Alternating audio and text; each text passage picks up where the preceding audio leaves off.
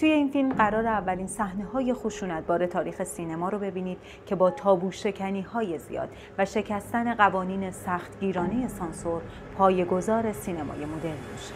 سایکو به کارگردانی آلفرد هیچکاک.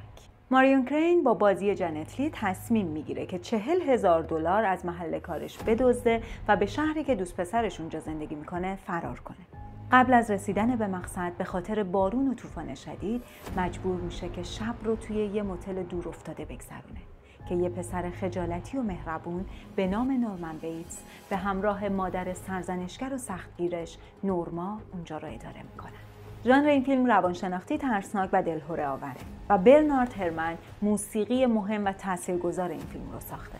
سایکو یکی از بهترین فیلم‌های ترسناک سینماست که باعث ورود سطح تازه‌ای از خشونت، خونریزی و انحرافات رفتاری به سینمای امریکا و سینمای بین‌المللی شده. توی پست بعدی قراره برم سراغ بررسی موشکافانه فیلم سایکو. پس پست بعدی رو از دست ندید.